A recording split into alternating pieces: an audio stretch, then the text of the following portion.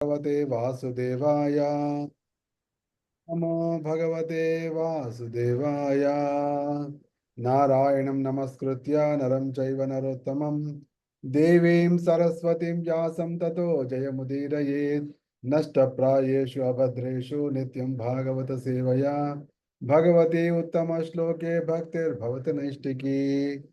ॐ अज्ञानतिमिरान्धस्य ज्ञानाञ्जनशलाकया चक्षुरुन्मीलितं येन तस्मै श्री गुरवे नमः। श्रीचैतन्यमनोभीष्टं स्थापितं येन भूतले स्वयं रूपकदा मह्यं ददाति स्वपदान्तिकं। वन्देऽहं श्रीगुरो श्रीयुतपदकमलं श्रीगुरोर्न वैष्णवांश्च श्रीरूपं साग्रजातं सागररघुनाथान्वितं तं सजीवं साद्वैतं सावधूतं परिजनसहितं कृष्णचैतन्यदेवं श्रीराधाकृष्णपादान् सागरललिता श्री विशाखान्वितांश्च। हे कृष्णा करुणा सिन्धो दीनबन्धो जगत्पते गोपेश गोपिका कांत राधा कांत नमोस्तुते। तप्त कांचन गौरांगी राधे वृंदावनेश्वरी वृषभानु सुते देवी प्रणमामि हरिप्रिये। वाञ्छाकल्पतरुभ्यश्च कृपा सिन्धुभ्य एव च पतितानां पावनेभ्यो वैष्णवेभ्यो नमो नमः। जय श्री कृष्ण चैतन्य प्रभु नित्यानंद श्री अद्वैत गदाधर श्रीवासादि गौरभक्तवृंद। हरे कृष्णा कृष्णा कृष्णा हरे हरे, हरे राम राम राम हरे हरे। नम ओम विष्णुपादाय कृष्णपृष्ठाय भूतले श्रीमते भक्ति वेदांत स्वामिनिति नामयमस्ते। सारस्वते देवे गौरवाणी प्रचारिणे निर्विशेष शून्यवादी पाश्चात्य देश तारिणे। అంత సకాలం వినిపిస్తోందా? వినిపిస్తుంది ప్రభుజీ, క్లియర్ గా ఉంది. Thank you. వినిపిస్తుంది ప్రభుజీ. Okay, thank you. భాగవత బంధువులందరికీ ప్రేమపూర్వకమైన ఆహ్వానం భాగవత శ్రవణానికి. ఈ నెల ముఖ్యంగా మన ప్రియాతి ప్రియమైన మన ప్రాణాతి ప్రాణమైనటువంటి కృష్ణుడి జన్మదినోత్సవ నెల. అదేవిధంగా మనకు అత్యంత గౌరవనీయులైనటువంటి తర్వాత లోకానికి హితకరులు లోకానికి పరమ మంగళం చేకూర్చిన వారు అయినటువంటి శ్రీల ప్రభుపాదుల వారి ఆవిర్భావ తిథి కూడా. దానితోడు మాకు కూడా చాలా పరమానందం, అది లోకానికి కూడా పరమానందం. ఎందుకంటే ఇదే గోపాలకృష్ణ గోస్వామి మహారాజ్ గారి ఆవిర్భావ దినోత్సవం కూడా ఈ నెలలోనే వస్తుంది. ఆయన 80వ జన్మదినోత్సవం. ఆయన ఈ సంవత్సరంలోనే నిత్యలీలా ప్రవిష్టులు కావడం ఈ సంగతి మనందరికీ తెలిసిందే. ఆయన ఉంటే చాలా పెద్ద ఫంక్షన్ అయ్యేది ఇప్పుడు. కానీ ఆయన అభావంలో కూడా అందరూ విరహంలో ఆ ఉత్సవాన్ని జరిపే సంకల్పాలు చేస్తున్నారు. సో మొత్తానికి ఈ నెల మొత్తం కూడా మనం భాగవతాన్ని చర్చిస్తుంటూ ఈ ముఖ్యమైన విషయాలు కూడా కొద్ది కొద్దిగా చర్చిస్తూ ముందుకు వెళ్దాం. ముఖ్యంగా ప్రతి వారం కూడా మనం ఆత్మ గురించినటువంటి చర్చ కనీసం ఒక 4-5 నిమిషాలైనా తప్పకుండా చేయాలి. లేకపోతే మనకు వారం మొత్తంలో లేదా నెల మొత్తంలో ఆత్మ గురించినటువంటి చర్చనే రాదు. మన యొక్క అస్తిత్వానికి ఆత్మయే కారణము అయినప్పటికీ ఆత్మ గురించిన చర్చ రాదు. ఎందుకంటే ఆ ఆత్మ అనేది ఒక పెద్ద అనేకమైన ఆవరణలో అది మునిగిపోయి ఉంది. అంటే పైన మనకు శరీరం ఉంది. ఆ శరీరం పైన అదేంటి మనస్సు ఉంది. మనస్సు పైన బుద్ధి, ఇవన్నీ కూడా ఆత్మను కప్పిస్తే. దీంతో పాటు అహంకారం, విద్యా అహంకారం ఇవన్నీ కూడా ఉన్నాయి. కాబట్టి ఆత్మ లేనిదే దేహం లేదు. అంతేకాకుండా పరమాత్మ లేనిదే జీవన అస్తిత్వాన్ని లేదు. కాబట్టి దీని గురించినటువంటి చర్చ తప్పకుండా మనం చేయాలి, తప్పకుండా వినాలి.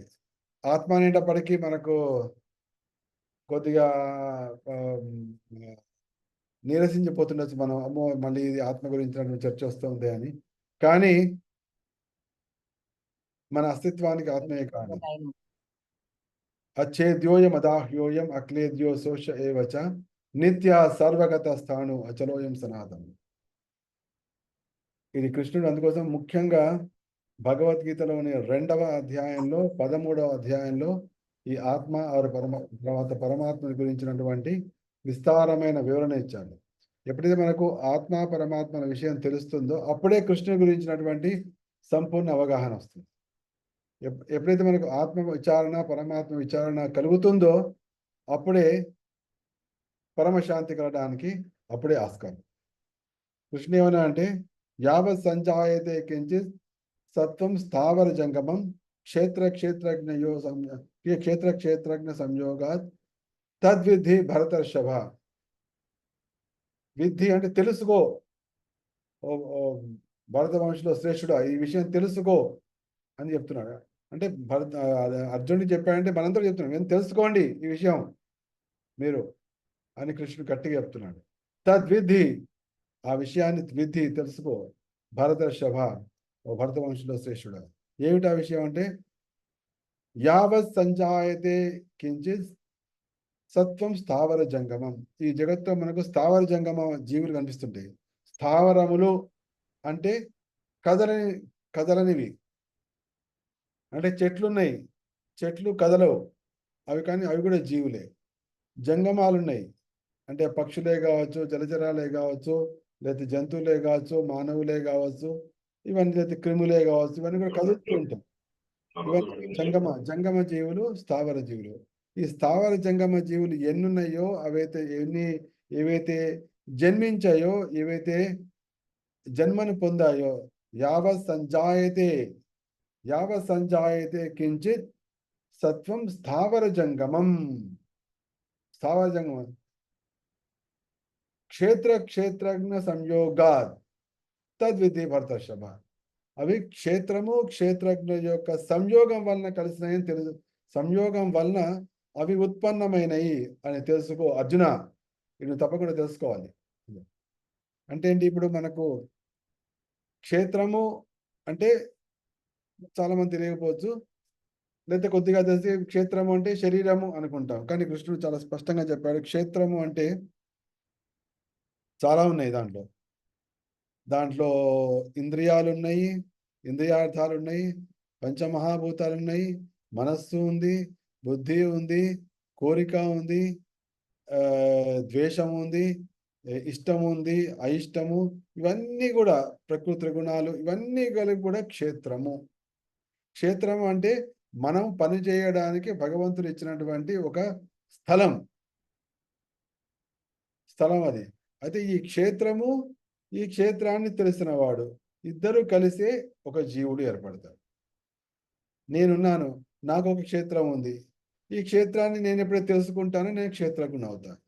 మీరున్నారు, మీకు కూడా ఒక క్షేత్రం ఉంది. అంటే మీ శరీరము, మీ మనస్సు, మీ బుద్ధి, మీ కోరిక, మీ ఇష్టము, మీ ద్వేషము, తర్వాత మీ త్రిగుణాలు, పంచభూతాలు, ఇంద్రియార్థాలు, ఇవన్నీ కలిపి క్షేత్రం.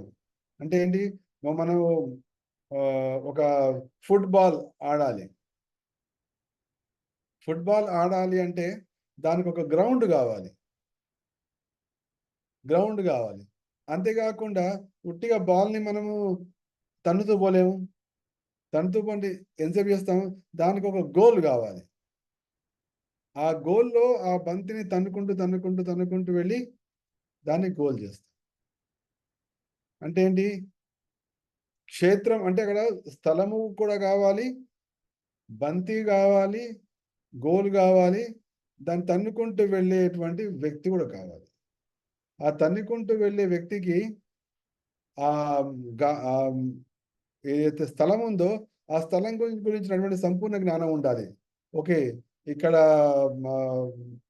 జారుడుగా ఉంటుంది, ఇక్కడ కొద్దిగా లోతుగా ఉంది, గోలు ఇటువైపు ఉంది, ఇక్కడ పాకుడుగా ఉంది, అది రకరకాల, ఇక్కడ కొద్దిగా రాళ్ళు రప్పలు చాలా ఉన్నాయి.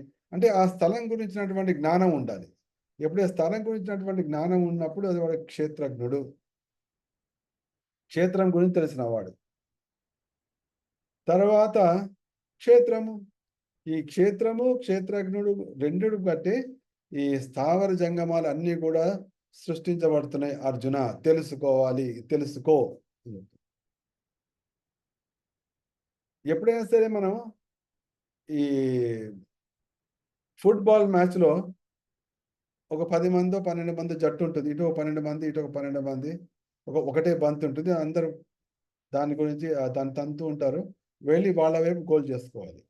అయితే మన జీవన దాంట్లో దీనిలో కాంపిటీషన్ ఎవరు ఉండరు, అంటే వేరే ఆటగాళ్ళు ఎవరు ఉండరు, మనమే ఉంటాం.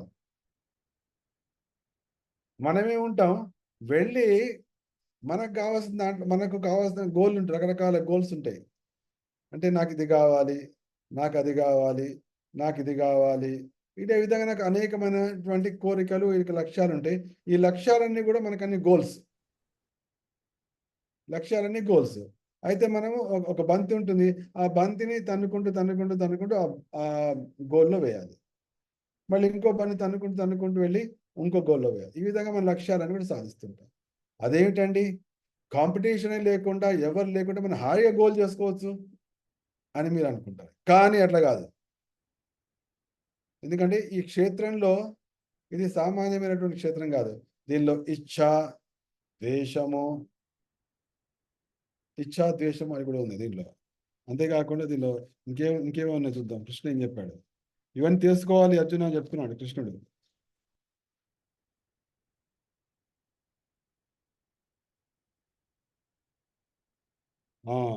దీనిలో అహంకారం ఉంది, నేను అనేది.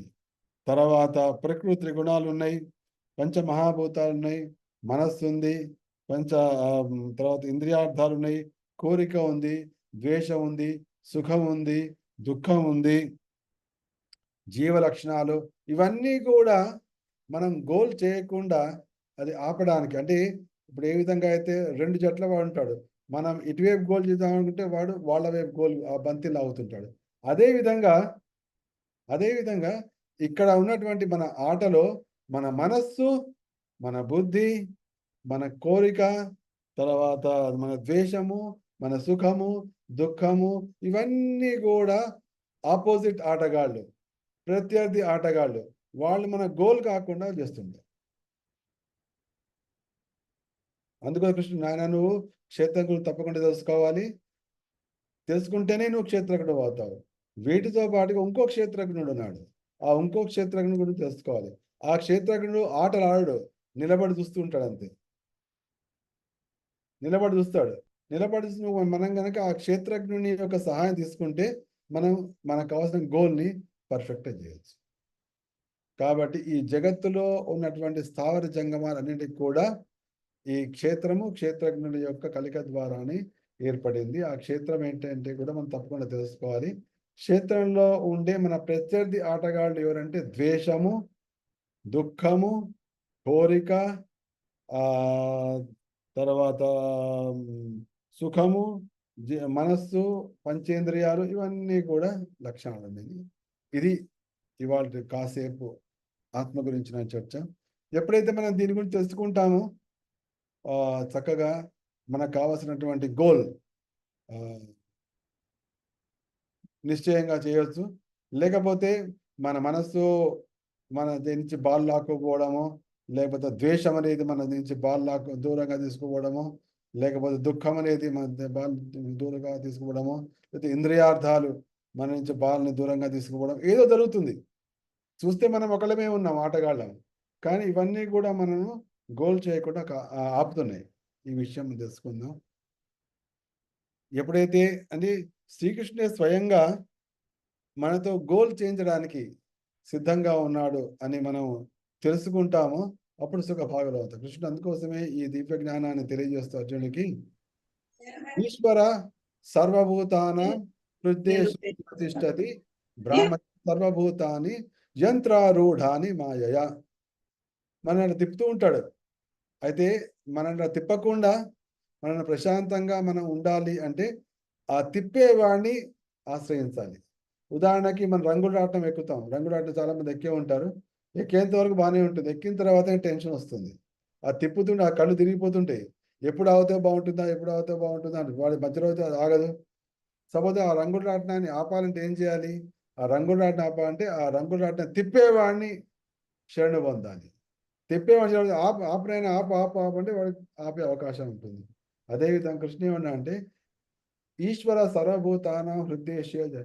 ఈశ్వరుడు అయినటువంటి పరమాత్ముడు అందరినీ హృదయంలో ఉన్నవాడై ఈ జీవన అనే యంత్రం మీద, శరీరం యంత్రం మీద తిప్పుతున్నాడు. కాబట్టి ఎవరైతే అతని శరణు పొందుతారో ఆ పరమాత్మని అనుగ్రహం ద్వారా వాళ్ళు పరమశాంతిని పొందుతున్నారు, చివరికి భగవత్ ప్రాప్తిని కూడా పొందుతున్నారు అనేటువంటి దివ్య సందేశాన్ని కృష్ణుడు మనకు భగవద్గీతలో ఇచ్చాడు. కాబట్టి ప్రతిరోజు మనం ఆత్మను తెలుసుకోవాలి, ఒక శ్లోకం పలకాలి. అదేంటంటే జాతస్య ధ్రువో మృత్యు ధ్రువం జన్మ మృతస్య చ తస్మాద పరిహారేది నత్వం శోచితుమర్హసి. పుట్టిన వానికి మరణం తప్పదు, మరణించిన వానికి పుట్టుక తప్పదు. ఈ విషయంలో మోహం చెందవలసిన అవసరం ఏమీ లేదు. తర్వాత అచ్ఛేద్యోయం అదాహ్యోయం అక్లేద్యో సోష్య ఏవచ నిత్య సర్వగత స్థాను అచలోయం సనం. ఈ ఆత్మ యొక్క లక్షణాలు, ఆత్మ యొక్క ప్రభావం.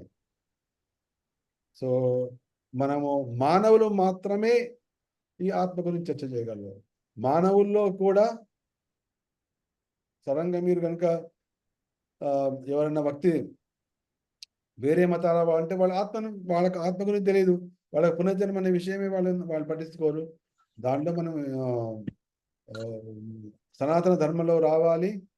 అందున మనము ఇస్కాన్లోకి వచ్చాం కాబట్టి ఆత్మ అంటే ఏమిటి, పరమాత్మ అంటే ఏమిటి, ఈ విషయాలని మనకు తెలుస్తున్నాయి. కాబట్టి ఈ అవకాశాన్ని ఏమాత్రము జారి విడుచుకోకుండా వారానికి ఒకసారైనా, రోజుకి ఒకసారైనా కూడా ఆత్మను తెలుసుకోవాలి. ఆత్మ తెలుసుకుంటే మనమే ఆత్మ. ఇప్పుడు మనం నా నా నా చెయ్యి అంటున్నాం, నా మనస్సు అంటాం, నా బుద్ధి అంటాం, నా ఆత్మ కాదు, నేనే ఆత్మ. ఆత్మకి ఇవన్నీ వస్తుంటాయి. ఈ విధంగా కొద్దిగా చర్చించి మనం మన ప్రియాతిప్రియమైన కృష్ణ గురించినటువంటి చర్చలోకి వెళ్దాం. కృష్ణుడి గురించి చర్చ ఎందుకు ముఖ్యం, ముఖ్యంగా ఈ కృష్ణాష్టమి రాబోతున్న సమయంలో ఎందుకు ముఖ్యం అంటే, కృష్ణుడు రెండు కథలు చెప్పాడు మనకు. ఒకటేమో భగవద్గీత చెప్పాడు, ఒకటేమో భాగవతం. అయితే ప్రభుపాదుల వారు భాగవతాన్ని ప్రపంచం మొత్తానికి తీసుకెళ్లారు. ఎందుకు తీసుకెళ్లారు అంటే, కృష్ణ కథ విననంత వరకు ఈ జగత్తులో మానవుడికి సుఖం అంటే దుఃఖ విముక్తి కలిగే అటువంటి అవకాశం లేదు. భగవద్గీత అనేది జీవితంలో విజయాన్ని సాధించడం కోసం. ఇది ఫస్ట్ గుర్తుంచుకోండి. ఎవరైనా సరే భగవద్గీత ఎందుకండి అంటే, భగవద్గీత అంటే జీవితంలో విజయాన్ని సాధించడం కోసం. విజయం అంటే ఏంటి? చేపట్టిన పనిని సఫలీకృతం చేయడం, విజయవంతం చేసుకోవడం, అదే విజయం. అది ఆధ్యాత్మిక కార్యక్రమే కావచ్చు, లేక భౌతిక కార్యక్రమం కావచ్చు. నిజానికి కృష్ణ భక్తుల జీవితంలో భౌతిక కార్యక్రమం అనేది ఉండదు. ఎందుకంటే వాళ్ళు ప్రతిదాన్ని కూడా కృష్ణమయంగా చేసేస్తారు కాబట్టి వాళ్ళకు ఆధ్యాత్మిక భౌతిక కార్యక్రమాలు అనేవి ఉండవు. అయినా కూడా కొద్దిగా ఉన్నప్పుడు కొంతకాలానికి వాళ్ళు పూర్తిగా ఆధ్యాత్మిక కార్యక్రమంలోకి వచ్చేస్తారు. అయితే భౌతికమైన ఆధ్యాత్మికమైనప్పటికీ కూడా చేపట్టిన కార్యంలో మనం కృతకృత్యులం కావాలి అంటే కృష్ణుడి గురించి తెలుసుకోవాలి, కృష్ణుడి గురించి వినాలి. అందుకోసమే దీనిలో సూత కోసం ఏం పలికారంటే, శృణ్వతాం సుఖదా కృష్ణ పుణ్యశ్రవణ కీర్తన హృదయంతస్థో హి అభద్రాణి విధునోతి సుహృత్ సతాం. ప్రభుపాదుల వారు ఇస్కాన్ సంస్థను స్థాపించడానికి కూడా ఏకైక లక్ష్యం కృష్ణుడి గురించి వినే అటువంటి అవకాశాన్ని అందరికీ ఇవ్వడం కోసము. కృష్ణుడి గురించి ప్రతి ఒక్కరు వినాల్సిందే. కృష్ణుడి గురించి ప్రతి ఒక్కరు వినాల్సిందే. ఇంకా భాగ్యవంతులైతే కృష్ణుడి గురించి వాళ్ళు పలుకుతూ ఉండాలి. ఇంకా భాగ్యవంతులైతే కృష్ణుడి గురించినటువంటి కర్మలు చేస్తూ ఉండాలి. అంటే పరిస్థితులు చాలా జటిలంగా, కఠినంగా, అవరోధపూర్ణంగా కనిపిస్తుండవచ్చు. కానీ ఉదాహరణకి ప్రభుపాదుల వారు అమెరికాకు వెళ్ళారు కృష్ణుడి గురించి చెప్దామని. ఆ వెళ్ళడం కూడా చాలా కష్టం జరిగింది. 35 రోజుల పాటు పడవలో వెళ్తున్నారు. దానిలో సీ సిక్నెస్ వచ్చింది, దాని తర్వాత హార్ట్ అటాక్ వచ్చింది. ఈ విధంగా రకరకాలు చేశారు. సంవత్సర పాటు ఆయన చాలా అటువంటి కష్ట నష్టాలు అనుభవించారు. తర్వాత ఎవరిని అడిగినా కూడా మేము మీకు సహాయం చేయలేము, అని స్పష్టంగా పలికారు ప్రతి ఒక్కళ్ళు. అంటే వాళ్ళ దైవీ సోదరులు ఉన్నారు, అప్పటికే వాళ్ళకి పెద్ద పెద్ద మఠాలు ఉన్నాయి. ఆయన రాశారు, మీకున్నటువంటి ఫండ్స్ తోటి నాకు కనుక ఇక్కడ ఒక చిన్న గుడి ఏర్పాటు చేస్తే మీ తరఫున నేను ప్రచారం చేస్తా అంటే మా ఫండ్స్ మీకు ఇవ్వము. పెద్ద పెద్ద ఇండస్ట్రియలిస్టు సింఘాని లాంటి వాళ్ళు, మీరందరూ కూడా కృష్ణ భక్తులు కదా, మీరు కనుక ఇక్కడ ఒక మందిరాన్ని ఏర్పాటు చేస్తే దానికోసం పెద్ద పెద్ద మందిరం ఏం కట్టక్కర్లేదు, ఇక్కడ భవంతినే మనం మందిరంగా మార్చుకోవచ్చు అన్నా కూడా నో, మేము అటువంటి దానికి ఇష్టపడము. తర్వాత వేరే గాడ్ బ్రదర్ దైవీ సోదరుడు ఇక్కడ అమెరికా ఇప్పుడు రామకృష్ణ మిషన్ ఇటువంటి వాళ్ళు కూడా ఇక్కడ చక్కగా చేస్తున్నారు, కాబట్టి మనం కూడా చేయొచ్చు, కాబట్టి సహాయం పంపించండి అంటే నో, అక్కడ అటువంటి సాధ్యం కాదు అని వేరే గాడ్ బ్రదర్స్. చివరికి ఎవరైతే అమెరికాకు పంపించిందో ఒక ఆవిడ సుమతి మురార్జీ, ఆవిడ కూడా మీరు బాలకృష్ణ భక్తులు కదా, కాబట్టి ఇక్కడ బాలకృష్ణకు చిన్న గుడి కడదాం, ఆ విధంగా ప్రచారం జరుగుతుంది. సైలెంట్. తర్వాత లాల్ బహదూర్ శాస్త్రి రాద్దాం అనుకున్న ఉత్తరం రాస్తారు, కానీ అప్పుడే ఆయనకి కొన్ని కారణాల వల్ల, తెలియని కారణాలతో ఆయన దేహత్యాగం చేయడం జరిగింది. తర్వాత ఇందిరాగాంధీకి రాశారు, నో రిప్లై. అక్కడ మిశ్రా ఒక ఆయన కూడా అడిగారు, మాయావాది, నో అటువంటి సహాయం మేము చేయలేము. ఈ విధంగా ఎవరిని అడిగినా కూడా మేము మీకు సహాయం చేయలేము, సింపుల్. కానీ ఏ ప్రయత్నం విఫలించినా కూడా ఆయన నిరుత్సాహం మాత్రం పొందలేదు. ఎందుకంటే కార్యం సిద్ధించాలి అంటే కృష్ణుడే, కృష్ణుడి కోసమే.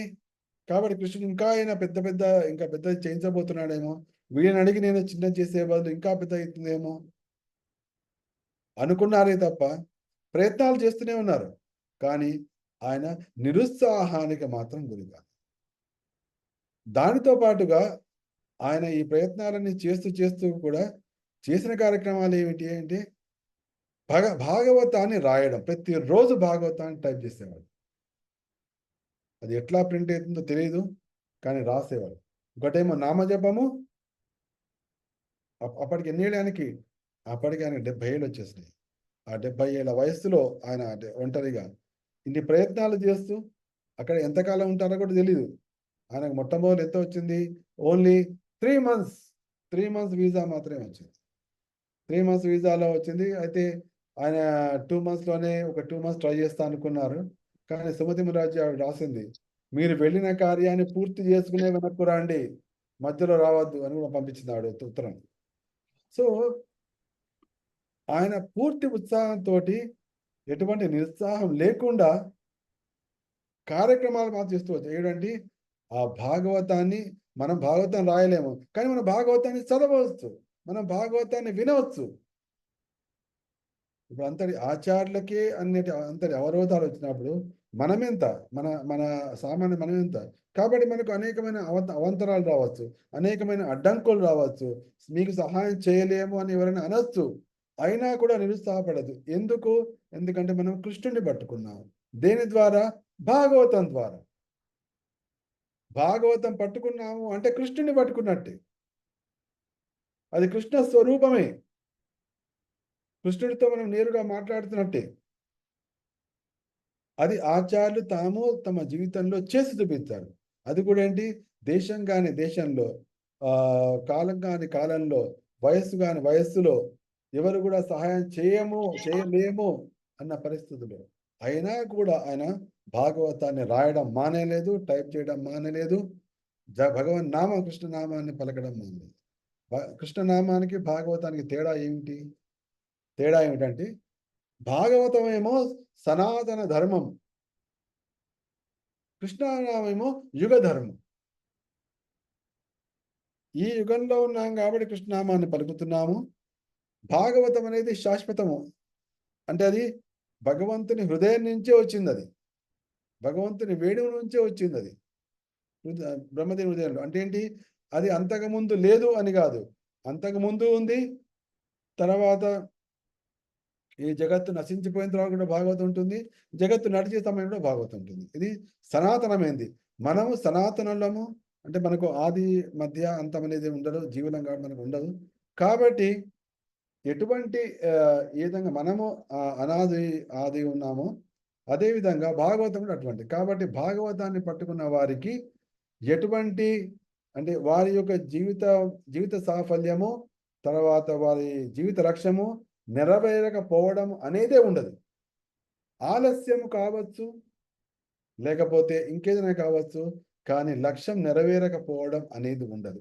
ఈ విషయాన్ని దృఢంగా విశ్వసించాలి. ఎందుకంటే భాగవతం అనేది శాశ్వతమైనది, సనాతనమైనది. అంతటి గడ్డు పరిస్థితుల్లో ప్రభుపాద వారు పట్టుకున్నదే. ఆయన ఆ భాగవతం ద్వారానే అమెరికాకి వెళ్ళారు, భాగవతం ద్వారానే అమెరికాలో నిలదొక్కున్నారు, భాగవతం ద్వారానే అమెరికాలో ప్రచారం చేశారు, భాగవతం ద్వారానే ప్రపంచవ్యాప్తంగా అంతర్జాతీయ కృష్ణ చైతన్య సంఘాన్ని స్థాపించారు. అటువంటి దివ్యమైన భాగవతాన్ని మనం ఇప్పుడు చర్చిస్తున్నాం. అటువంటి భాగవతం యొక్క మహిమని మనం వింటున్నాం. ఆ భాగవతం యొక్క మహిమ ఏమిటంటే, ఎవరైతే వింటారో హృద్యంతస్థో హి అభద్రాణి విధునోతి సుహృత్ సతాం. ఎప్పుడైతే ఆ భాగవతాన్ని వింటుంటారో, కృష్ణ కథను వింటారో, నువ్వు ఒక్కడివే ఉండవా? పుణ్యశ్రవణ కీర్తన హృదయంతో సోహి అభద్రాలు. హృదయంలో కొన్ని దుర్గుణాలు ఉంటాయి. అంటే ద్వేషం ఉండొచ్చు, లేకపోతే క్రోధం ఉండొచ్చు, లేకపోతే మాత్సర్యం ఉండొచ్చు, లేకపోతే రకరకాల కామక్రోధాలు, రకరకాల ఇవన్నీ ఉంటాయి. ఇవన్నీ కూడా అభద్రాలు. లేకపోతే ఒకళ్ళ మీద చాడీ చెప్పే స్వభావం ఉండొచ్చు, లేకపోతే గురువుని నిందించే స్వభావం ఉండొచ్చు, వైష్ణవులను నిందించే స్వభావం ఉండొచ్చు, లేకపోతే బద్ధకం ఉండొచ్చు, లేకపోతే చెప్పిన మాట నమ్మలేకపోవడం ఉండొచ్చు. ఇది రకరకాల అభద్రాలు. ఇవన్నీ కూడా అభద్రాలే. ఈ అభద్రాలని తొలగడం కోసం ఏకైక మార్గం ఏంటంటే భాగవతం. ఇది అనుభవపూర్వకంగా చేసుకోవాల్సిందే. భాగవతాన్ని చెప్పబడింది, వ్యాసుల వారు చెప్పారు, సుత గోస్వామి పలికారు, మన ఆచార్యులు పలికారు, ఆయన రాశారు, మనం కూడా పలుకుతున్నాం. శృణ్వతాం సుగదా కృష్ణ పుణ్యశ్రవణ కీర్తన హృదయంతస్థో అభద్రాణి. ఈ విధంగా మనం భాగవతాన్ని నిరంతరము వింటూ ఉండాలి. అందుకోసం నెక్స్ట్ నష్టప్రాయేషు అభద్రేషు నిత్యం భాగవత సేవయ అని నెక్స్ట్ శ్లోకం. అంటే ఏంటి? హృదయంలో ఉండే అభద్రాలు పోతున్నాయి, అంతేకాకుండా మన జీవితంలో ఉండే అభద్రాలు కూడా పూర్తిగా తుడిచిపెట్టుకుపోతాయి. హృదయంలో నిష్ఠాపూర్వకమైనటువంటి భక్తి దాన్ని కలుగుతుంది. నిష్ఠాపూర్వకమైన భక్తి అంటే ఏంటి? 100 చేసి తీరడం, అదే నిష్ఠ. ప్రతిరోజు నేను అరగంట సేపు భాగవతం చదవాల్సిందే. పిడుగులో పడ్డా, ఉపవాసం ఉన్నా, లేదా పెద్ద పెద్ద పండగ అవుతుంది, ఇల్లంతా మనుషులతో నిండిపోయింది, అయినా కూడా నేను ఆ అరగంట మాత్రం భాగవతాన్ని చదవకుండా ఉండను అని ఎవరైతే దృఢమైన నిశ్చయానికి వస్తున్నారో అదే నిష్ఠాపూర్వకమైన భక్తి. ఇది దేని ద్వారా వస్తుంది? ఇది కేవలం భాగవతాన్ని వినడం ద్వారానే వస్తుంది. అది కూడా నిత్య భాగవత సేవ. అందుకోసం నేను అందరితో చెప్పేది అంటే, ప్రతిరోజు కనీసం అరగంట సేపు భాగవతం చదవాలి. ఏకాదశి ద్వాదశిలో కనీసం గంట సేపు భాగవతం చదవాలి. తర్వాత భాగవతానికి ఒక తులసి దళాన్ని సమర్పించాలి తప్పకుండా. ఇంకా నేను కాస్త ముందుకెళ్ళంట, ప్రతి ఒక్కరు కూడా తమ జీవితంలో కనీసం ఒక 100 భాగవతాలైనా కూడా వితరణ చేసి ఉండాలి. అంటే 100 మందికి ఆ భాగవతాన్ని అందించగలిగేటువంటి ప్రయత్నం చేయాలి. అంటే మీరే కొని వాళ్ళకి ఇవ్వని చెప్పట్లేదు, వాళ్ళతో కొనిపించే ప్రయత్నం చేయండి. మనకు 100 మంది బంధువులు ఉంటారు, ఫ్రెండ్స్ ఉంటారు, ఎవరో ఎంతమంది ఉంటారు కదా, ఏదో విధంగా చేసి ఫస్ట్ మనం పూర్తిగా కన్విన్స్ కావాలి, మనం పూర్తిగా దాన్ని విశ్వసించాలి, దాని ప్రభావాన్ని తెలుసుకోవాలి, ఆచార్యుల జీవితంలో ఏ విధంగా సాగుతుందో చూడాలి. చూసి ఈ మన జీవితంలో పట్టుకురావడమే కాకుండా వేరే వారికి కూడా ఈ దివ్యమైన భాగవతాన్ని ఇచ్చేటువంటి ప్రయత్నం చేయాలి.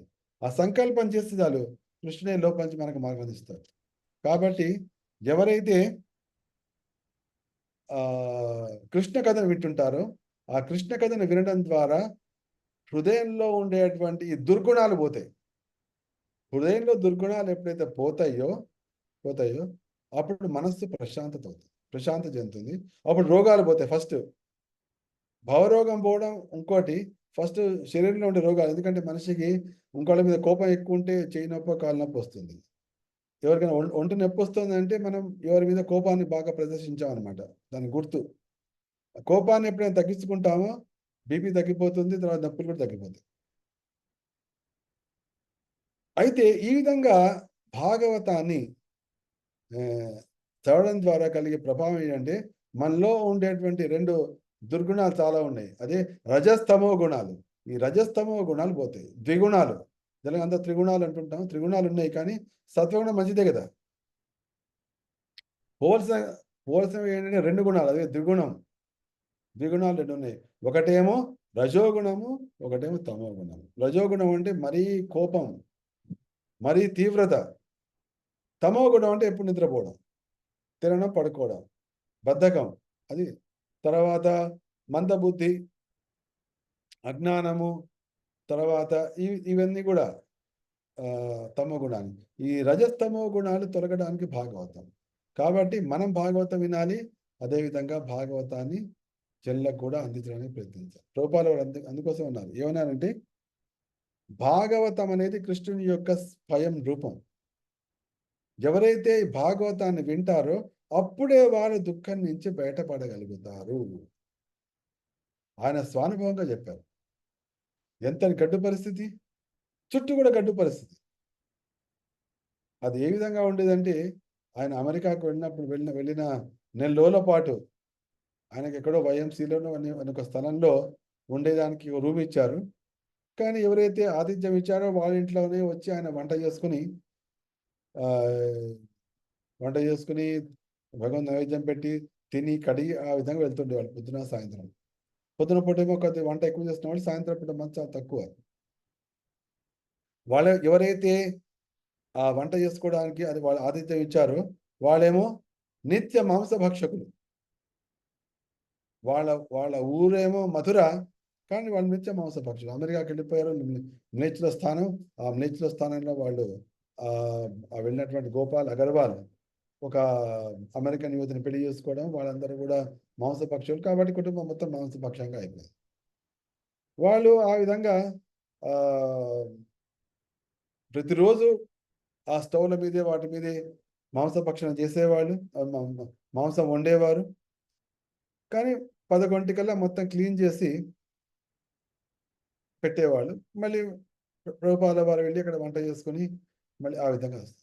ఒకసారి వెళ్ళినప్పుడు ఇంకా వాళ్ళది ఆయన కొద్దిగా ఒక అరగంట ముందు వెళ్ళారు, ఇంకా వాళ్ళ వంట పూర్తి కాలేదు. అంత నాన్ వెజిటేరియన్ వాసన. అయ్యో మీకు ఇట్లా ఎంత వాసన వస్తుందా? నో ప్రాబ్లం అని. తర్వాత ఆ వంట సామాన్లు కూడా అట్లాగే పడేస్తుంది, ఆ మాంసం ముక్కలు అట్లా అవుతుంది. అయినా కూడా అయ్యో మీకు శ్రమను కలిగిస్తున్నాం అది అన్నారు. కానీ పరిస్థితి అటువంటిది. అటువంటి పరిస్థితుల్లో కూడా ఆయన భాగవతాన్ని నిలబెట్టారు.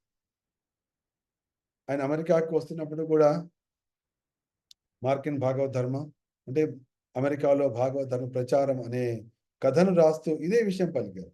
ఏమిటంటే భాగవతం అనేది కృష్ణుని యొక్క గ్రంథ స్వరూపం. ఎవరైతే దాన్ని చేపడతారో అప్పుడే వారికి దుఃఖ విముక్తి కలుగుతుంది. ఎందుకంటే ఆ కృష్ణ కథయే జీవితంలో దుఃఖాన్ని తొలగించడానికి, శాంతిని ప్రసాదించడానికి, క్షోభను తొలగించడానికి, మోహాన్ని తొలగించడానికి, భయాన్ని తొలగించడానికి ఏకైక మార్గం. నేను పదే చెప్తున్నట్టు ఈ భౌతిక జగత్తును సృష్టించినటువంటి బ్రహ్మదేవుల వారికే భయం కలిగింది. ఇంకా భౌతిక జగత్తులో ఉండే మన పరిస్థితి ఏమిటి? మరి అటువంటప్పుడు ఆయన స్వీకరించినటువంటి మార్గం ఏమిటి? స్వీకరించినటువంటి మార్గము భాగవత ధ్యానము. ఈ భాగవత ధ్యానం యొక్క చివరి చరమంది ఏంటంటే భగవద్గీత వస్తుంది మనకు. జన్మ కర్మ చమే దివ్యం ఏవం యో వేత్తి తత్వతః త్యక్త్వా దేహం పునర్జన్మ నైతి మాం ఏతి సోర్జున. శ్రీకృష్ణ యొక్క జన్మలు కర్మలు దివ్యము అని తత్వతః ఎవరు తెలుసుకుంటారో. జన్మలు కర్మలు ఎక్కడ వస్తున్నాయి? భాగవతం వస్తున్నాయి. భాగవతంలో మనకు కృష్ణు యొక్క జన్మ, కర్మ ఈ రెండు వస్తున్నాయి. ఏవం యో వేత్తి తత్వతః, తత్వతః తెలుసుకోవాలి. అందరికీ కృష్ణ కథలు తెలిసిండొచ్చు, కృష్ణ యొక్క జన్మ గురించి తెలిసిండొచ్చు, కానీ అవెంత మహత్వపూర్ణములో మహిమాపూర్ణములో మనకు తెలుసా? తెలియకపోవచ్చు. తెలిస్తే మనకు అంత దుఃఖాలు ఉండవు. కాబట్టి ఏవం యో వేత్తి తత్వతః, తత్వతః తెలుసుకోవాలంటే వాటి యొక్క ప్రభావాన్ని సంపూర్ణంగా తెలుసుకొని ఉండాలి. అంటే మనం భగవంతుని స్తుతించడమే కాకుండా భగవంతుని యొక్క మహిమ ఎటువంటిదో కూడా తెలుసుకొని ఉండాలి. అది మనకు భాగవతం పట్ల కలగాలి, అది మన కృష్ణుని పట్ల కలగాలి. ఎవరికైతే ఆ విధంగా కలుగుతుందో అటువంటి వారికి ఈ జగత్తులో దుఃఖోపశమనం కలగడమే కాకుండా ఈ జన్మ ముగిసిన తర్వాత మళ్ళీ వాళ్ళు ఈ జగత్తులో జన్మించక కృష్ణుడినే పొందుతారు. అంటే భాగవతం యొక్క మహిమ అది. ఉన్నప్పుడు దుఃఖ విముక్తి, భయ విముక్తి, శోక విముక్తి, తర్వాత ఈ శరీరం పోయిన తర్వాత పునర్జన్మ విముక్తి, పునర్జన్మ విముక్తి. ఇది భాగవతం యొక్క మహిమ. కాబట్టి ప్రభుపాల వారు ప్రపంచమంతటా ఈ భాగవతాన్ని అందిద్దామని ప్రయత్నించారు. ఈ ముఖ్యంగా ఈ కృష్ణాష్టమి సమయం ఏది ఉందో కృష్ణుని గురించి తెలుసుకోవడానికి మనకు, అంటే కృష్ణ కథలు వినడానికి మనకు చక్కటి అవకాశం అందరూ. కాబట్టి ఈ మనకు కృష్ణాష్టమి వస్తుంది 26వ తారీఖు, ఇవాళ 2వ తారీఖు, అంటే ఇంకా 24 రోజులు టైం ఉంది. కాబట్టి మీరు కృష్ణుడు దేవాదేవుడు శ్రీకృష్ణ భగవానుడు అనే పుస్తకం ఉంది, ప్రభుపాద వారు రాసినటువంటి దశమస్కందం. ఆ దశమస్కందాన్ని చదివే ప్రయత్నం చేయండి, చాలా బాగుంటుంది. తద్వారా మీరు ఆ 26వ తారీఖుకి సన్నద్ధులవుతారు. ఎప్పుడైతే కృష్ణుని గురించినటువంటి కథ మొత్తం, ఎందుకంటే మనం అన్ని లీలలు చర్చించలేకపోవచ్చు, కానీ చక్కగా సరళ భాషలో మీకు చక్కగా అందించబడింది. అది కూడా చదవండి. దాంతోపాటు ప్రభుపాదుల వారి కథ కూడా చదవాలి. శ్రీల ప్రభుపాద అనే పుస్తకం ఉంది, ఈ మధ్యన రిలీజ్ చేస్తాం. ఇది పంచమహాచార్యులు ఉంది. ఈ విధంగా కృష్ణ కథ, కృష్ణ భక్తుని కథ రెండు కూడా ఎప్పుడైతే మనం చదువుతామో, చదివినప్పుడు మనము ఆ ఉత్సవానికి తయారవుతాం. మనం అంటే మనము ఇప్పుడు ఆ విధంగా మనము ఆ భావనలో, కృష్ణ భక్తి భావనలో, ప్రభుపాద భావనలో, గురు భావనలో మనం మునిగిపోతాం. ఆ విధంగా మనల్ని మనం తయారు చేసుకోవాలి. కాబట్టి ఈ 24 రోజులు ఒక వ్రతంలాగా చేయండి. వ్రతంలాగా చేసి దశమస్కందంలో మొత్తం 90 అధ్యాయాలు ఉన్నాయి. 90 అధ్యాయాలు కూడా చదవండి. లేకపోతే నేను కట్టినటువంటి ఆ 35 గంటల భాగవతం ఉంది, ఆ భాగవతానైనా 35 గంటలు వినండి. నా సలహా ఏంటంటే కృష్ణలీల చదవడం ఉత్తమం. తద్వారా ఆ కృష్ణాష్టమి వచ్చే లోపల మనస్సు హాయిగా అయిపోతుంది, ప్రశాంతంగా అయిపోతుంది. దుఃఖాలు తొలుగుతాయి, భయం తొలుగుతుంది, శోకం తొలుగుతుంది, మోహం తొలుగుతుంది, అభీష్టాలు నెరవేరుతాయి. అప్పుడు ఎంత ఉత్సాహంగా చేసుకోవచ్చు, కృష్ణాష్టమిని చక్కగా చేసుకోవచ్చు, పరమానందంగా చేసుకోవచ్చు. కాబట్టి నేను సోదర సోదరీమణులందరికీ, ఈ భాగవత బంధువులందరికీ ఇచ్చే సలహా ఏమిటి అంటే, హృదయపూర్వకమైన సలహా ఏమిటంటే, ఉపదేశం ఏమిటంటే, ఆదేశం ఏమిటి అంటే, సూచన ఏమిటి అంటే, మీరు ఈ 90 అధ్యాయాలని చదివే ప్రయత్నం చేయండి. ఇది చదవచ్చు. యాక్చువల్గా శ్లోకము తాత్పర్యం కూడా చదివినా కూడా బాగుంటుంది. ఇది కనుక చేయాలంటే నిజంగా కనుక ఒక తపస్సు లాగా పెట్టుకుంటే ఒక వారం రోజులు అయిపోతుంది, అంతకంటే ఎక్కువ టైం పడుతుంది. 90 chapters. So it is not a big issue. కాబట్టి ఈ కృష్ణాష్టమి లోపల ఈ శృణ్వతాం సకథా కృష్ణ పుణ్యశ్రవణ కీర్తన హృదయంతస్థోహి అభద్రాణి విధునోతి సుహృత్సతాం. ఎప్పుడైతే నేను ప్రతి వారం మొదట్లో ఆత్మ అంటుంటా కదా, ఈ ఆత్మ అనేది ఎప్పుడు కనిపిస్తుంది కదా, ఎప్పుడైతే సత్వగుణంలో ఈ రజస్తమో గుణాలు పోతాయో, మనసు ప్రశాంతంగా అవుతుందో, సత్వగుణంలోకి వస్తామో, అప్పుడు మనకు ఈ ఆత్మ దర్శనం కలుగుతుంది. అప్పటిదా కలగదు. అప్పుడు మనసు చాలా ప్రశాంతం అవుతుంది, తర్వాత కృష్ణుడితోటి సంబంధం వస్తుంది. అప్పుడు మనకు దాన్ని ఏమనంటే క్షీయంతే చాస్య కర్మాణి దృష్ట ఏవాత్మనీశ్వరి. అప్పుడు ఆత్మని మనము ప్రభువుగా దర్శించేటువంటి దివ్యమైన శుభగడి అప్పుడు వస్తుంది. ఈ విషయం మనం తర్వాత మాట్లాడదు, ఎందుకంటే ఇది చాలా చాలా లోతైన విషయం కాబట్టి మనం కొద్దిగా పక్కా పెట్టి వేరే టాపిక్లో వద్దాం. ముఖ్యంగా ఈ కృష్ణాష్టమి ముందు వచ్చేది బలరాముడి పుట్టినరోజు వస్తుంది. తర్వాత మనకు రాధాకృష్ణుల రాధా మాధవుల ఉయ్యాలోత్సవం కూడా రాబోతోంది. అది ఈ మధ్య ఎప్పుడు వస్తుందో ఒక నిమిషం చెప్తాను.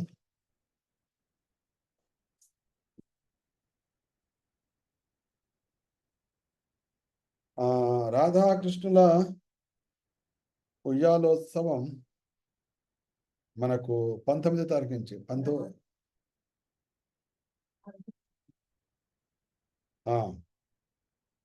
జులన్ యాత్ర, అది ఉయ్యాలోత్సవం 19 నాడు పూర్తవుతుంది. అది బలరాం జయంతి, అది సోమవారం వస్తుంది. ఓకే, తర్వాత ఉయ్యాలోత్సవం ఎప్పుడు మొదలవుతుందంటే 16వ తారీఖు ఆగస్టు 15 స్వాతంత్ర దినోత్సవం. స్వాతంత్ర దినోత్సవమైన మొర్నాడు మనకు ఉయ్యాలోత్సవం ప్రారంభమవుతోంది. అది శుక్రవారం కాబట్టి చూడాలి, ఆ ఉయ్యాలోత్సవంలో పాల్గొనాల్సి వస్తుంది. కాబట్టి అంతకైతే మనం ఒకరోజు ముందు పెట్టుకుందాం, 15వ తారీఖు పెట్టుకుందాం. ఎందుకంటే అక్కడ ఆ ఉయ్యాలోత్సవంలో నేను అక్కడ వదిలిపెట్టి ఇక్కడ వచ్చి నేను చర్చించడం కష్టం కాబట్టి వచ్చే వారం కాకుండా ఆపై వారం ఏదైతుందో శుక్రవారం, అది 15వ తారీఖు పెట్టుకుందాం. ఆగస్టు 15 16 నుంచి మనకు ఉయ్యాలోత్సవం ప్రారంభం, 19 వరకు.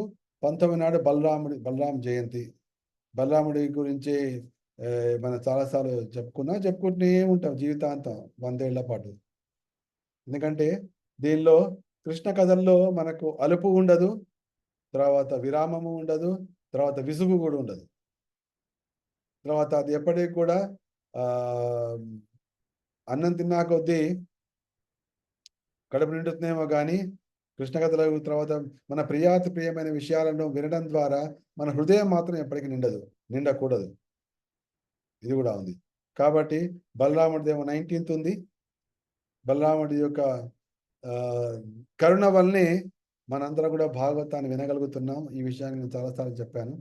ఎందుకంటే రోమహర్షణుణ్ణి బలదేవుడు ఒక గట్టి పరకతోటి వధించినప్పుడు అందరు ఋషులు అన్నారు, ఏమిటి స్వామి మీరు ఇట్లా, ఈయనని నేను పురాణాలు చెప్పండి దీర్ఘాయుషు అని చెప్పి ఆయన కూర్చోబెట్టాం, మీరేమో వచ్చి ఈయన గట్టి పరకతో మీరు ఈ రోమహర్షణుని వధించారు అన్నప్పుడు బలరాముడు అప్పుడు ఏం చేశాడంటే ఆ రోమహర్షణుడి స్థుతుడైనటువంటి సూత గోస్వామికి తండ్రికి ఉన్నటువంటి దివ్య జ్ఞానాన్ని మొత్తం ఈ పిల్లవాడికి, ఆ పిల్లవాడు ఎక్కువగా చదవకపోయినా కూడా అంటే అప్పటికి అధ్యయనం పూర్తి కాలేదు, అన్నీ కూడా అందజేశాడు.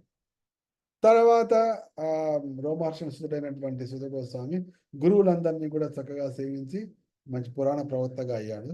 ఆ తర్వాత భాగవతాన్ని నైమిషారణ్యంలో చెప్పడం జరిగింది. ఈ విధంగా బలరాముడి అనుగ్రహం వలన సూత గోస్వామికి మెమరీ అంటే స్మృతి చాలా గట్టిగా అయింది. 7 రోజుల పాటు రేయింబవళ్ళు లేకుండా ఒక వ్యక్తి పలుకుతున్నప్పుడు ఆ ఒక్క మాట కూడా మర్చిపోకుండా గుర్తుపెట్టుకోవడం అంటే సామాన్యమైనది కాదు.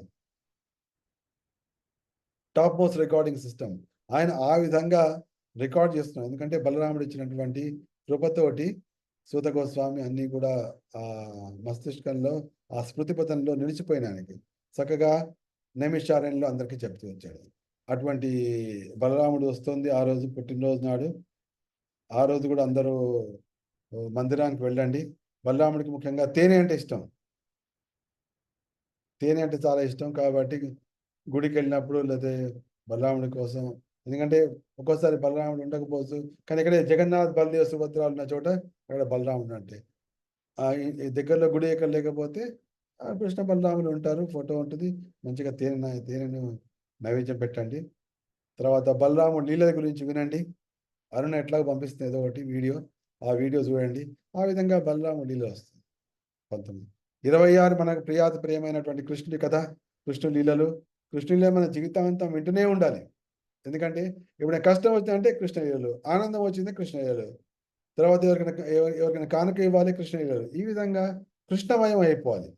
అప్పుడు వాంఛిత ఫలము, వాంఛితార్థము, అభిలాష నిశ్చయంగా నెరవేరుతుంది. దీనిలో ఎటువంటి సందేహం లేదు. అది మనకి 26, 27 నాడు మనకు అత్యంత గౌరవనీయులు, పరమ ఆదరణీయులు, తర్వాత కలలో అయినా కూడా మనం మర్చిపోలేని వారు అయినటువంటి ప్రభుపాదుల వారి ఆయన ఆవిర్భావ దినోత్సవం. ఆయన ఈ జగత్తులో ఆవిర్భవించారు కాబట్టి ప్రపంచంలో ఇప్పుడు కృష్ణ భక్తి సర్వత్రా వ్యాపించింది. చైతన్య మహాప్రభు సందేశం ఇచ్చారు 500 సంవత్సరాల కిందట, 530 సంవత్సరాల కిందట, 32 సంవత్సరాల కిందట. ప్రపంచంలో ఉన్న అన్ని నగరాల్లో, గ్రామాల్లో నా పేరు మారుమోగుతుంది అని ఆయన సందేశం ఇచ్చారు. మరి ఆయన భవిష్యవాణిని నెరవేర్చింది ఎవరు అంటే ఏకైక వ్యక్తి, ఆయనే కృష్ణ కృపామూర్తి అభయ చరణారవింద భక్తి వేదాంత స్వామి శ్రీల ప్రభుపాదుల వారు. అది అంటే కృష్ణుడికి, కృష్ణ భక్తులకి అవినాభావ సంబంధం ఉంటుంది కాబట్టి కృష్ణుడి యొక్క జన్మదినమైన మొన్నాడే ఏదైతే నందోత్సవం అని పలుకుతుంటామో ఆ నందోత్సవం నాడే శ్రీల ప్రభుపాదుల వారి ఆవిర్భావ దినోత్సవం. ఆ రోజు కూడా అందరూ ఉత్సాహంగా వెళ్ళాలి, సెలవు పెట్టైనా సరే వెళ్ళాలి గుడికి. అంటే భక్తుల సాంగత్యంలో. గుడి మా చాలా దూరంగా ఉంటుందంటే భక్తుల్ని తీసుకోవాలి, 10 మంది పిలవాలి ఇంటికి, ఇద్దరిని పిలుచుకోవాలి. తద్వారా ఎవరైతే ఏ మహానుభావుడైతే ఈ జగత్తులో కృష్ణ భక్తిని ఇచ్చారో, దుఃఖ రాహిత్యానికి, దుఃఖం తొలగడానికి మార్గాన్ని మనకు అందించారు, శోకం తొలగడానికి మార్గం అందించారు, మోహం తొలగడానికి మార్గం అందించారు, కృష్ణ ప్రేమ కలగడానికి మార్గం అందించారు. ఆ మహనీయుని తలుసుకోవాలి, ఆయన గురించి కీర్తించాలి, ఆయనకు నైవేద్యం చేసి పెట్టాలి, ఆయన ప్రసాదాన్ని వితరణ చేయాలి. ఇట్లా జీవితం మొత్తం చేయాలి. తర్వాత ఆయన పుస్తకాలు వితరణ చేయాలి, ఆయన పుస్తకాలు చదవాలి. ఇటువంటి అద్భుతమైనటువంటి కార్యాలు అది తప్పకుండా చేయాలి. 27వ తారీఖు నాడు ఆయన జన్మించింది ఎప్పుడు? 1896, 1896. 1896లో జన్మించారు. ఆ 1896లో జన్మించినటువంటి శ్రీల ప్రభుపాదుల వారు ఆ సంవత్సరంలోనే భక్తివినోద్ ఠాకూర్ రాసినటువంటి చైతన్య సందేశము పాశ్చాత్య దేశాలకు వెళ్ళింది.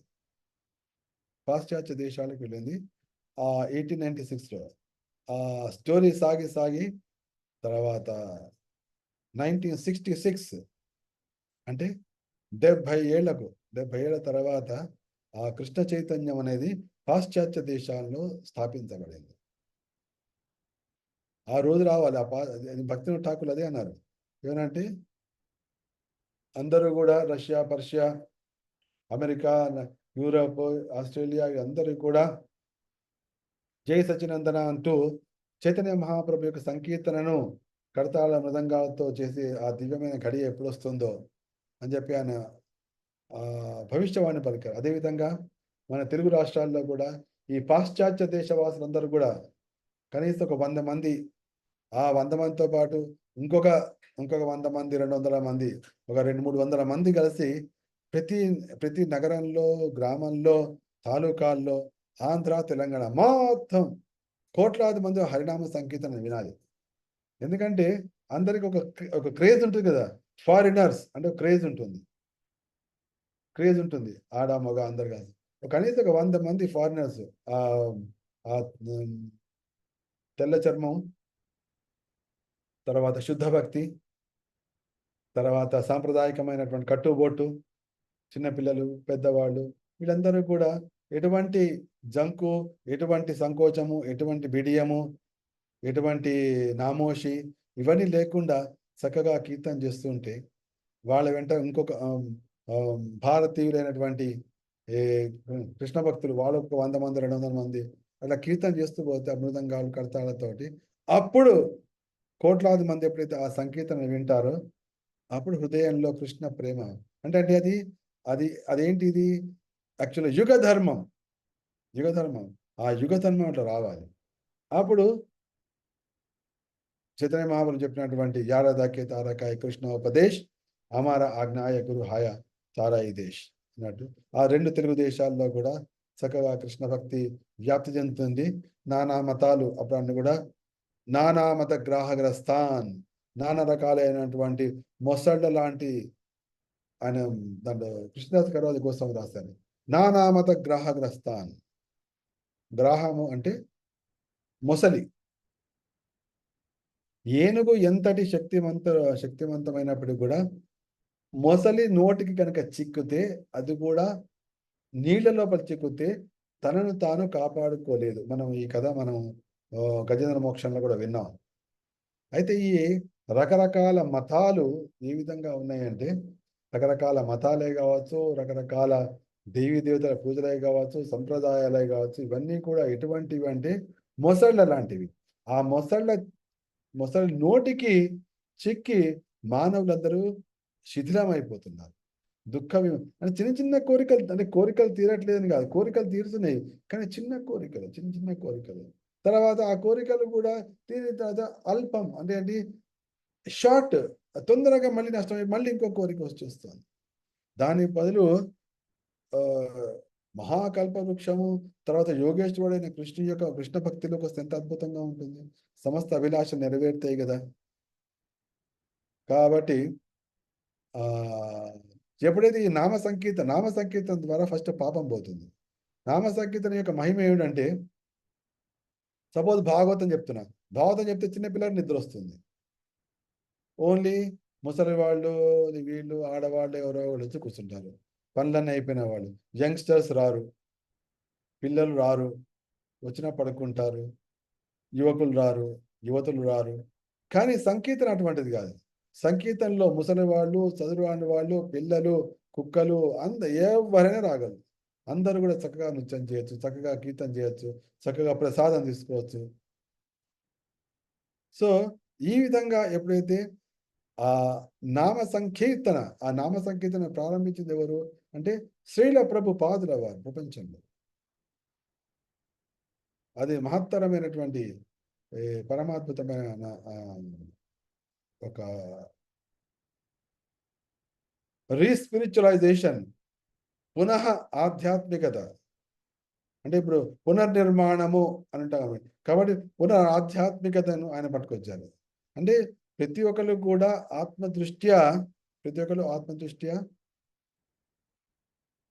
పవిత్రాత్ములే. కానీ ఎప్పుడైతే హరినామ సంకీర్తన వింటారో, నృత్యం చేస్తారో, అప్పుడు వాళ్ళు ఆధ్యాత్మికత వాళ్ళలో వచ్చేస్తుంది. అది మనం చేయాలి. ఆ రోజు కోసం అందరం, తెలుగు వాళ్ళందరం మన భాగవత బంధం కూడా ఎదురు చూద్దాం. అటువంటి దానికి నాంది పలికినటువంటి శ్రీల ప్రభుపాదుల వారి పుట్టినరోజు 27. తర్వాత వచ్చేది మా గురు మహారాజ్ గారి 80వ వ్యాస పూజ. అదేమో అన్నద ఏకాదశి 30వ తారీఖు. ఇది చాలా గురువు గారి, ప్రభుపాదుల వారి కోరికను స్పష్టంగా నెరవేర్చినటువంటి, అంటే మొట్టమొదటి భారతీయ సన్యాసి, మొట్టమొదటి భారతీయ జీబీసీ గవర్నింగ్ బాడీ కమిషన్ ఎవరంటే పరమ పూజ్య గోపాలకృష్ణ గోస్వామి మహారాజు. ఆయన శ్రీల ప్రభుపాదుల వారి కోరికను తీర్చినటువంటి వ్యక్తి. ఆయన అంటే ఢిల్లీలో 18 గుళ్ళు రావాలి అన్నాడు. ఆ 18 గుళ్ళని 40 ఏళ్ళు కష్టపడి, 45 ఏళ్ళు కష్టపడి ఆ 18 గుళ్ళని కట్టేశారు. టైం పట్టింది, కానీ లక్ష్యం నెరవేరింది. చెప్పాక అందుకోసం భాగవతాన్ని పట్టుకున్న వాళ్ళకి లక్ష్యం నెరవేరక మానదు.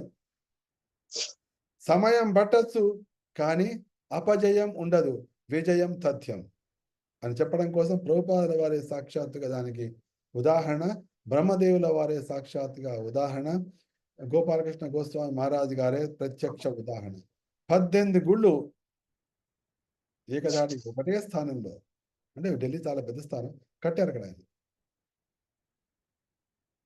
తర్వాత భక్తి వేదాంత బుక్ ట్రస్ట్ ద్వారా ప్రభుపాదుల వారికి అత్యంత ఇష్టమైనటువంటి కార్యం ఏమిటంటే పుస్తక వితరణ.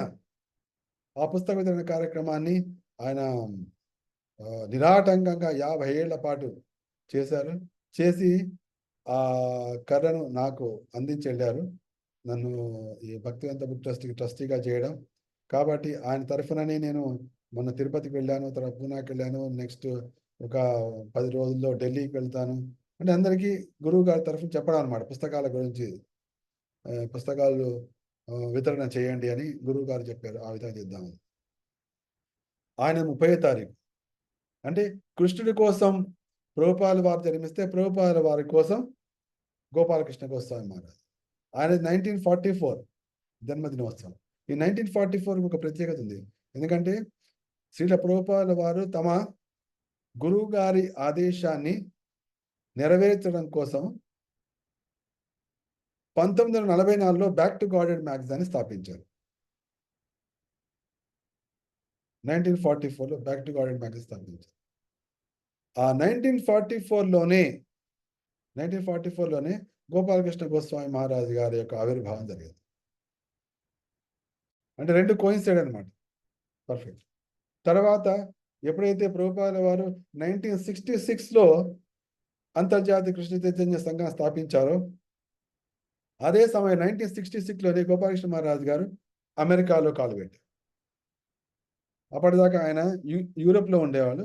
కానీ ఇప్పుడు 1966 వచ్చిందో ఆయన అమెరికాలో కాలు పెట్టడం జరిగింది. తర్వాత 67లో ఇస్కాన్ వాళ్ళని కలవడం, ఆయన 68లో ప్రభుపాదుల వారిని కలవడం. ప్రభుపాదుల వారిని కలవడానికి ముందర ఆయన ఒకరోజు ముందు వెళ్ళి ఆయన ఉండే నివాస స్థానాన్ని పూర్తిగా శుభ్రపరచడం. ఆ విధంగా పట్టుకొచ్చి 1968 మొదలుపెట్టిన ఆయన చివరికి 2024 వరకు ఎటువంటి త్రెంపు లేకుండా శుద్ధి కార్యక్రమం, అంటే అందరి మనుషుల హృదయాలను శుద్ధిపరచడమే కాకుండా ఇస్కాన్ శుద్ధిపరచడము, మందిరాలను శుద్ధిపరచడం, ఈ విధంగా కార్యక్రమాలు సాగుతుంది. ఈ విధంగా మనకు ఈ నెల మొత్తం బలరాముడి పుట్టినరోజు, తర్వాత రాధామాధ జులన్ యాత్ర, తర్వాత కృష్ణుడి పుట్టినరోజు, ప్రభుపాదుల వారి పుట్టినరోజు, తర్వాత గోపాలకృష్ణ గోస్వామి మహారాజ్. మీ అందరూ అంటే ఎవరైతే భగవద్ దర్శనం చదువుతారో వారి ప్రీత్యర్థం నేను గత 3 నెలలుగా ఒక సీరియల్ కూడా రాయడం మొదలుపెట్టాను. అదే ఒక భక్తి యోగి కథ అని ఒక రాస్తున్నాను. కొద్దిగా అందరు కూడా ఓపిక చేసి చదవండి. అందరికి నేను ఈ సాఫ్ట్ కాపీ కూడా పంపిస్తున్నాను. కాబట్టి మొన్న ఆగస్టులో వచ్చింది 3వ భాగం.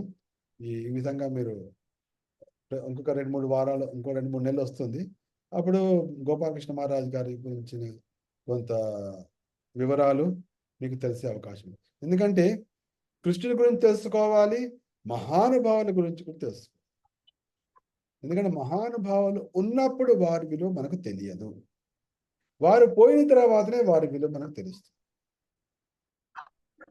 కాబట్టి మహానుభావుల గురించి తెలియాలి అంటే మనం తప్పకుండా వారి కథలు చదవాలి, వారి చరిత్ర చదవాలి. ఆ చరిత్ర ద్వారా మనం స్ఫూర్తిని పొందాలి.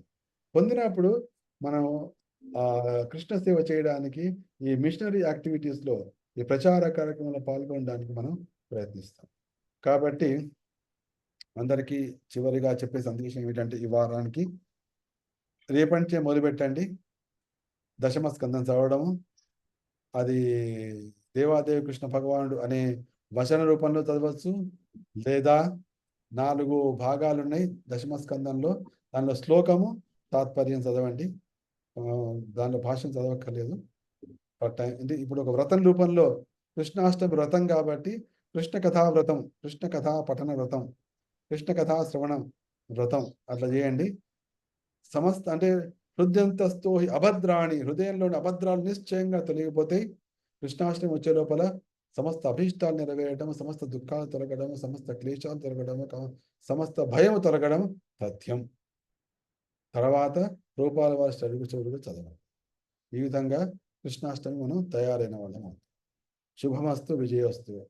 శ్రీమద్ భాగవత గ్రంథరాజ్ की जय, कृष्णाष्टमी की जय, श्रील प्रभुपाद की जय, गोपालकृष्ण गोस्वामी महाराज की जय, बलदेव की जय. Thank you very much. ఏమైనా ప్రశ్నలు ఉంటే అడగచ్చు. హరే కృష్ణ ప్రభు, ప్రణామాలు. జయ, ఎలా ఉన్నారు? రెడీ కృష్ణాష్టమికి? బాగున్నామండి. Very good. అందరూ ఉండాలి, ఉత్సాహంగా ఉండాలి. మీరెలా ఉన్నారు? ఎలా కనిపిస్తున్నాను ఇప్పుడు?